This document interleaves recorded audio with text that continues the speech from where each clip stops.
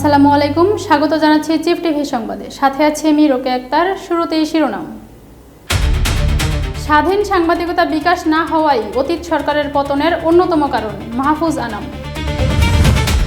ঢাকায় চাঁদাবাজ নেটওয়ার্কে প্রায় 1280 জন সক্রিয়, 148 জন অস্ত্রধারী সন্ত্রাসী। দাবি বাস্তবায়ন না হলে আন্দোলনের হুঁশিয়ারি ডাকসু নেতাদের। তামিলনাড়ুতে সরকার গঠন সংকটে থালাপতি বিজয়ের দল। বিশ্বকাপ 2026-এর থিম সং দায় দায় এর টিজার প্রকাশ। এবং ঢাকায় চলচ্চিত্রের স্বচ্ছতা আনতে ই-টিকিটিং ও কেন্দ্রীয় বক্স অফিস ব্যবস্থা। শুনছিলেন শিরোনাম, এবার বিস্তারিত। দ্য ডেইলি স্টারের সম্পাদক মাহফুজ আনাম বলছেন, স্বাধীন গণমাধ্যমকে বিকশিত হতে না দেওয়াই অতীতের বিভিন্ন সরকারের পতনের অন্যতম কারণ। রাজধানীতে অনুষ্ঠিত বাংলাদেশ জার্নালিজম কনফারেন্স 2026-এ তিনি বলেন, সরকারের নিজেদের সাফল্যের জন্যও স্বাধীন সাংবাদিকতা জরুরি। তিনি আরও বলেন, অনুসন্ধানী সাংবাদিকতার মধ্যেই বাংলাদেশের ভবিষ্যৎ নিহিত। তবে দেশ এখনও সেই মাত্রায় অনুসন্ধানী সাংবাদিকতা গড়ে ওঠেনি। সম্পাদকদের শক্তিশালী ও স্বাধীন ভূমিকা ছাড়া এটি সম্ভব নয় বলেও মন্তব্য করেন তিনি। সাংবাদিকতাকে রাজনীতিকীকরণ করা হয়েছে উল্লেখ করে মাহফুজ আনাম বলেন, ক্ষমতার পালা বদলের সঙ্গে সাংবাদিকদের অবস্থানও বদলে যায়, যা গণমাধ্যমের স্বাধীনতার জন্য ক্ষতিকর। তার মতে, দুর্নীতি, ক্ষমতার অপব্যবহার ও জবাবদিহিতা নিশ্চিত করতে অনুসন্ধানী সাংবাদিকতার বিকল্প নেই। ঢাকায় চাঁদাবাজি কার্যক্রমে সক্রিয় রয়েছে প্রায় 1280 জন, যাদের মধ্যে অন্তত 148 জন অস্ত্রধারী সন্ত্রাসী বলে জানিয়েছে পুলিশের একটি তালিকা। প্রতিবেদনে বলা হয়, রাজধানীর গুলশান, বাড্ডা, ভাটারা, রামপুরা, মিরপুর সহ বিভিন্ন এলাকায় এরা বেশি সক্রিয়। ফুটপাতের দোকান, বাজার, পরিবহন স্ট্যান্ড, নির্মাণ প্রকল্প ও ব্যবসায় প্রতিষ্ঠান থেকে নিয়মিত চাঁদা আদায় করা হয়। অনেক ক্ষেত্রে ভয়ভীতি ও অস্ত্রের মাধ্যমে নিয়ন্ত্রণ প্রতিষ্ঠা করা হয়। পুলিশ জানায়, কিছু চক্র স্থানীয়ভাবে কাজ করলেও কয়েকটি গ্রুপ বিদেশে বসে তাদের কার্যক্রম পরিচালনা করছে। এদের মধ্যে কয়েকটি সংগঠিত সন্ত্রাসী গ্রুপের নামও উঠে এসেছে। এদিকে আইনশৃঙ্খলা বাহিনী জানিয়েছে, অভিযান চলমান রয়েছে এবং ইতোমধ্যে বেশ কয়েকজনকে গ্রেপ্তার করা হয়েছে। ঢাকা বিশ্ববিদ্যালয়ের সিন্ডিকেট সভাকে কেন্দ্র করে উপাচার্য ও ডাকসু নেতাদের মধ্যে তীব্র উত্তেজনা দেখা দিয়েছে। বৃহস্পতিবার রাতে সিন্ডিকেট কক্ষে বাস সার্ভিস চালুর দাবি নিয়ে আলোচনা চলাকালীন ডাকসু নেতারা ভেতরে প্রবেশ করলে পরিস্থিতি উত্তপ্ত হয়ে ওঠে। উপাচার্য দাবি করেন, বিষয়টি আগে থেকেই এজেন্ডাভুক্ত ছিল, তাই হঠাৎ করে এভাবে চাপ সৃষ্টি করা নিয়ম বহির্ভূত। অন্যদিকে ডাকসু নেতারা অভিযোগ করেন, দীর্ঘদিন ধরে শিক্ষার্থীদের দাবি উপেক্ষা করা হচ্ছে, তাই তারা বাধ্য হয়েই সরাসরি অবস্থান নেন। এক পর্যায়ে মব শব্দ ব্যবহারের নতুন করে বিতর্ক সৃষ্টি হয়। পরে আলোচনার মাধ্যমে পরিস্থিতি শান্ত হলেও ডাকসু নেতারা জানিয়ে দেন, দাবি বাস্তবায়ন না হলে আন্দোলন চলবে। ঢাকা বিশ্ববিদ্যালয়ে এই ঘটনা এখন ক্যাম্পাস জুড়ে নতুন করে উত্তেজনা তৈরি করেছে। 25শে বৈশাখ বিশ্বকবি রবীন্দ্রনাথ ঠাকুরের 116তম জন্মবার্ষিকী উদযাপিত হচ্ছে। বাঙালি সংস্কৃতি, সাহিত্য ও চেতনায় আজও তিনি এক অনন্য প্রেরণার নাম। কবিতা, গান, উপন্যাস, নাটক, ছোট গল্প থেকে শুরু করে চিত্রকলাতেও তার অসামান্য অবদান বাংলা সাহিত্যকে বিশ্বমঞ্চে বিশেষ মর্যাদা এনে দিয়েছে। রবীন্দ্রনাথ শুধু সাহিত্যিক নন, তিনি বাঙালির আত্মপরিচয় ও মানবিক চেতনার নির্মাতা। তার লেখা জাতীয় সঙ্গীত আমার সোনার বাংলা আজও বাঙালির আবেগ ও দেশপ্রেমের প্রতীক। পাল্টাপাল্টি হামলার মধ্যেও যুক্তরাষ্ট্র ইরান যুদ্ধবিরতিতে এখন সবচেয়ে বড় চাপের মুখে। হরমুজ প্রণালীতে হামলা, মার্কিন যুদ্ধজাহাজ লক্ষ্য করে ইরানের পাল্টা আক্রমণ এবং ট্রাম্পের কঠোর হুঁশিয়ারি পরিস্থিতিকে আরও উত্তপ্ত করে তুলেছে। ইরান অভিযোগ করেছে, যুক্তরাষ্ট্র তাদের ভূখণ্ড ও জাহাজে হামলা চালিয়েছে। অন্যদিকে যুক্তরাষ্ট্র বলছে, ইরানের ড্রোন ও ক্ষেপণাস্ত্র হামলার জবাব দিতেই তারা পাল্টা ব্যবস্থা নিয়েছে। যদিও দুই পক্ষই আপাতত পূর্ণমাত্রার যুদ্ধ এড়ানোর ইঙ্গিত দিচ্ছে। এ ঘটনার বড় প্রভাব পড়ছে বিশ্ববাজারেও। হরমুজ প্রণালী ঘিরে উত্তেজনায় তেলের দাম আবার বাড়তে শুরু করেছে, যা বৈশ্বিক অর্থনীতি ও জ্বালানি বাজারের জন্য নতুন উদ্বেগ তৈরি করেছে। ট্রাম্প সতর্ক করে বলেন, দ্রুত শান্তি চুক্তি না হলে ভবিষ্যতে আরও কঠোর ও ভয়াবহ হামলা হতে পারে। অন্যদিকে ইরান জানিয়েছে, যে কোনো আগ্রাসনের জবাব তারা শক্তভাবে দেবে। তামিলনাড়ুতে সরকার গঠন নিয়ে বড় সংকটে পড়ছেন অভিনেতা ও রাজনীতিবিদ থালাপতি বিজয়। তার দল টিভিকে নির্বাচনে 108 আসন পেলেও সরকার গঠনের জন্য প্রয়োজন 118 আসন। ফলে সংখ্যাগরিষ্ঠতা থেকে এখনও 10 আসন দূরে রয়েছে দলটি। রাজ্যপাল আর.ডি. আর্লেকার স্পষ্ট জানিয়ে দিয়েছেন, 118 বিধায়কের সমর্থনের লিখিত প্রমাণ ছাড়া সরকার গঠনের সুযোগ দেওয়া হবে না। এ অবস্থায় কংগ্রেস ও কয়েকটি বাম দলের সমর্থন পাওয়ার চেষ্টা চালাচ্ছে বিজয়ের দল। রাজনৈতিক টানাপোড়েনের মধ্যেই দলীয় বিধায়কদের ভাঙন ঠেকাতে টিভিকের 107 জন বিধায়ককে চেন্নাইয়ের বাইরে মামাল্লাপুরামের একটি রিসোর্টে রাখা হয়েছে। অন্য দল যেন তাদের সঙ্গে যোগাযোগ করতে না পারে, সে কারণেই এই সিদ্ধান্ত। এদিকে প্রয়োজনীয় সমর্থন জোগাড় করতে না পারলে রাজ্যপাল রাষ্ট্রপতি শাসনের সুপারিশ করতে পারেন বলেও আলোচনা চলছে। বাংলাদেশের আমদানি বাণিজ্যে এবার শীর্ষে উঠে এসেছে ব্র্যাক ব্যাংক। এপ্রিল মাসে এলসি খোলা ও নিষ্পত্তিতে শীর্ষ 5 ব্যাংকের তালিকায় রয়েছে BRAC Bank, HSBC, City Bank, Pubali Bank ও স্ট্যান্ডার্ড চার্টার্ড বাংলাদেশ। বাংলাদেশ ব্যাংকের তথ্য অনুযায়ী এপ্রিল মাসে দেশি বিদেশি ব্যাংকগুলো মোট $679 কোটি আমদানি ঋণপত্র খুলেছে। এর মধ্যে এককভাবে সবচেয়ে বেশি $47 কোটি 51 লাখ এলসি খুলেছে ব্র্যাক ব্যাংক। শীর্ষ 5 ব্যাংকের মধ্যে 3টি দেশীয় এবং 2টি বহুজাতিক ব্যাংক। খাদ্যপণ্য, শিল্পের কাঁচামাল, তৈরি পোশাক খাত ও নির্মাণ সামগ্রী আমদানিতে এসব ব্যাংকের অর্থায়ন বেশি ছিল। তালিকায় এরপর রয়েছে Islami Bank, Eastern Bank, Prime Bank, Jamuna Bank ও প্রিমিয়ার ব্যাংক। চট্টগ্রামের সীতাকুণ্ডে আবাসিক ভবনের নিচতলায় বিপুল পরিমাণ অবৈধ গ্যাস সিলিন্ডার মজুদের অভিযোগে অভিযান চালিয়েছে উপজেলা প্রশাসন। এ সময় অনুমোদনের বাইরে 1000-এর বেশি সিলিন্ডার মজুদ রাখার দায়ে এক ব্যবসায়ীকে 1 লাখ টাকা জরিমানা করা হয়েছে। বিস্তারিত দেখুন সাকিব চৌধুরীর প্রতিবেদনে। চট্টগ্রামের সীতাকুণ্ড উপজেলাধীন কুমিরায় একটি বিশেষ অভিযানে বসতবাড়ির নিচতলার গোডাউনে অবৈধভাবে গ্যাস সিলিন্ডার মজুদের দায়ে মেসার্স ইউনুস এন্টারপ্রাইজের মালিক সিরাজ সওদাগরকে 1 লক্ষ টাকা জরিমানা করেন সীতাকুণ্ড উপজেলা নির্বাহী অফিসার মোহাম্মদ ফখরুল ইসলাম। উক্ত অভিযানে সীতাকুণ্ড মডেল থানা পুলিশের একটি টিম উপস্থিত ছিল। অভিযান চলাকালীন মেসার্স ইউনুস এন্টারপ্রাইজের মালিক সিরাজ সওদাগরকে আগামী 1 সপ্তাহের মধ্যে উক্ত বসতবাড়ির গোডাউন থেকে সমস্ত গ্যাস সিলিন্ডার সরিয়ে নেওয়ার জন্য কঠোর নির্দেশ প্রদান করা হয়।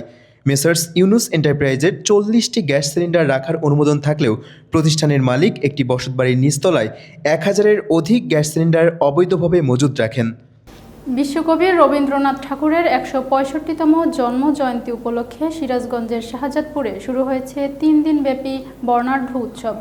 কবির স্মৃতি বিজড়িত রবীন্দ্র কাছারিবাড়ি প্রাঙ্গণে চলছে সাংস্কৃতিক আয়োজন, আলোচনা সভা ও রবীন্দ্র মেলা। বিস্তারিত জুবায়ের হাসানের পাঠানো প্রতিবেদনে।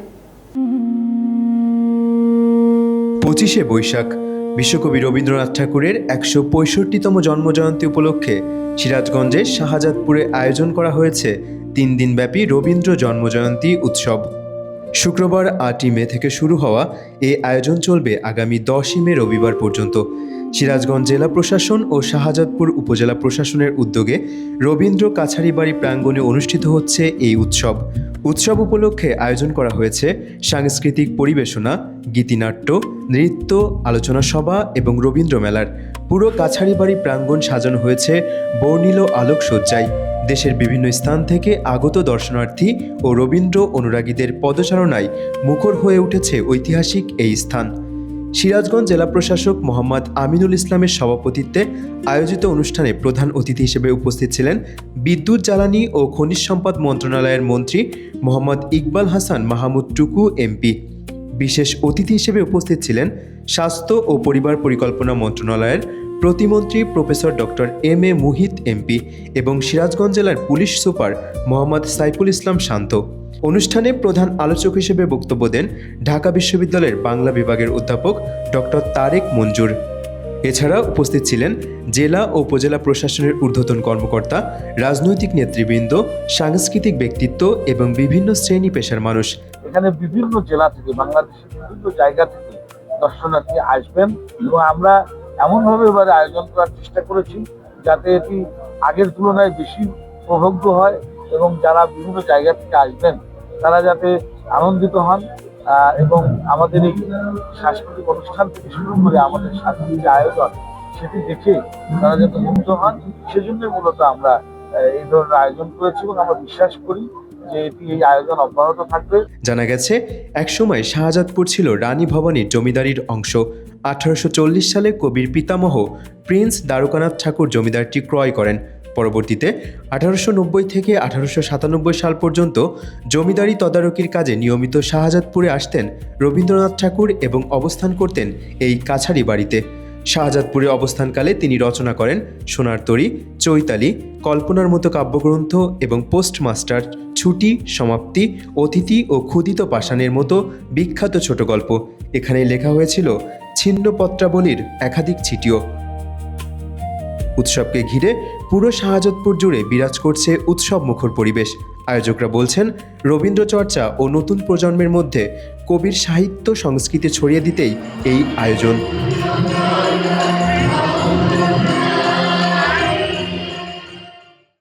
জ্বালানি তেলের দাম বৃদ্ধির পর দেশের বিভিন্ন নৌ রুটে বাড়ানো হয়েছে লঞ্চ ভাড়া।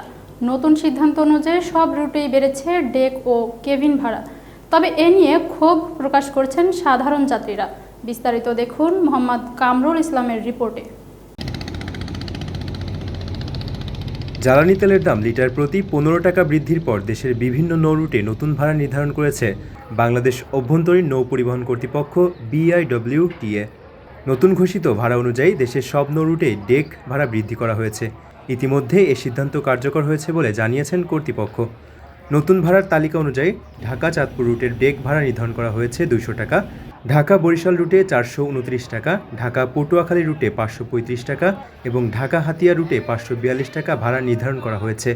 এছাড়া ঢাকা ভোলা খেয়াঘাট রুটে 424 টাকা, ঢাকা লালমোহন রুটে 539 টাকা, ঢাকা দৌলত খান রুটে 494 টাকা, ঢাকা ঝালকাঠি রুটে 544 টাকা এবং ঢাকা বরগুনা রুটে 698 টাকা নির্ধারণ করা হয়েছে। BIWTA আরও জানিয়েছে সিঙ্গেল কেবিনের ভাড়া ডেক ভাড়া 4 গুণ এবং ডাবল কেবিনের ভাড়া সিঙ্গেল কেবিন ভাড়ার দ্বিগুণ হিসেবে নির্ধারণ করা হয়েছে। তবে নতুন এই ভাড়া বৃদ্ধিতে ক্ষোভ প্রকাশ করেছেন সাধারণ যাত্রীরা। তাদের অভিযোগ, প্রায় 2 বছর আগে জ্বালানি তেলের দাম 114 টাকায় উন্নীত হলে এক দফা লঞ্চ ভাড়া বাড়ানো হয়েছিল, কিন্তু পরে তেলের দাম কমে প্রায় 100 টাকায় নেমে এলেও ভাড়া আর কমানো হয়নি। যাত্রীদের দাবি, আগের বাড়ানো ভাড়া বহাল রেখেই আবার নতুন করে ভাড়া বৃদ্ধি সাধারণ মানুষের উপর বাড়তি অর্থনৈতিক চাপ সৃষ্টি করবে। এদিকে সংশ্লিষ্ট কর্তৃপক্ষ বলছে জ্বালানি ব্যয় বৃদ্ধি পাওয়ায় ভাড়া সমন্বয় করা হয়েছে এবং নৌ পরিবহন সেবাকে সচল রাখতে এই সিদ্ধান্ত নেওয়া হয়েছে। 2026 উত্তর আমেরিকা ফুটবল বিশ্বকাপকে সামনে রেখে প্রকাশ পেয়েছে অফিসিয়াল থিম সং দাই দাই এর টিজার। গানটিতে কণ্ঠ দিয়েছেন ল্যাটিন পপ তারকা শাকিরা এবং নাইজেরিয়ান সঙ্গীতশিল্পী বার্না বয়। টিজারটি প্রকাশ করা হয় সামাজিক যোগাযোগ মাধ্যমে। এতে ব্রাজিলের মারাকানা স্টেডিয়ামে ধারণ করা দৃশ্য দেখা যায়, যেখানে যুক্তরাষ্ট্র, মেক্সিকো ও কানাডার পতাকার রঙে সাজানো নৃত্যশিল্পীরা অংশ নেন। ভিডিওটিতে 2006, 2010 ও 2014 বিশ্বকাপের অফিসিয়াল ম্যাচ বল দেখানো হয়, যা শাকিরার আগের বিশ্বকাপ সঙ্গীতগুলোর প্রতি শ্রদ্ধা হিসেবে ধরা হচ্ছে। জানা গেছে গানটিতে ল্যাটিন পপ ও আফ্রোবিটোর মিশ্রণে নতুন সাউন্ড উপস্থাপন করা হয়েছে। পূর্ণাঙ্গ গানটি প্রকাশ করা হবে আগামী 14 মে। বিশ্বকাপ শুরু হবে আগামী 11 জুন, যা চলবে 19 জুলাই পর্যন্ত। ঢাকায় চলচ্চিত্রের স্বচ্ছতা আনতে দেশের সব সিনেমা হলকে কেন্দ্রীয় সার্ভারের আওতায় এনে ই-টিকিটিং ও বক্স অফিস ব্যবস্থা চালুর উদ্যোগ নিয়েছে সরকার। এজন্য প্রায় 50 কোটি টাকার একটি উন্নয়ন প্রকল্প তৈরি করছে বাংলাদেশ চলচ্চিত্র উন্নয়ন কর্পোরেশন। প্রকল্পের আওতায় FDC-তে কেন্দ্রীয় সার্ভার স্থাপন করা হবে, যেখান থেকে দেশের সব সিনেমা হলের টিকিট বিক্রি, শো সংখ্যা ও আয় পর্যবেক্ষণ করা হবে। ধাপে ধাপে সব হলে ই-টিকিটিং চালু করা হবে, যাতে টিকিট বিক্রির হিসাব স্বয়ংক্রিয়ভাবে সংরক্ষিত হয় এবং আয় বন্টনের স্বচ্ছতা আসে। এছাড়া পাইরেসি ঠেকাতে বিশেষ প্রযুক্তি ব্যবহারের পরিকল্পনাও রয়েছে। পাশাপাশি কোন সিনেমা কত আয় করবে তার অফিসিয়াল তথ্য প্রকাশে চালু হবে বক্স অফিস র্যাঙ্কিং ব্যবস্থা। BFDC জানিয়েছে ঈদের আগেই প্রস্তাবটি তথ্য ও সম্প্রচার মন্ত্রণালয়ে জমা দেওয়া হবে। এরপর অনুমোদন পেলে ধাপে ধাপে বাস্তবায়নের কাজ শুরু হবে। পরবর্তী সংবাদ দেখার আমন্ত্রণ জানিয়ে শেষ করছি এখনকার চিপ টিভি সংবাদ। এতক্ষণ সাথে থাকার জন্য ধন্যবাদ। দেশ বিদেশের সব গুরুত্বপূর্ণ খবর সবার আগে পেতে চোখ রাখুন আমাদের ওয়েব পোর্টালে। এছাড়া ফলো করুন চিপ টিভির অফিসিয়াল ফেসবুক পেজ এবং ইউটিউব চ্যানেল।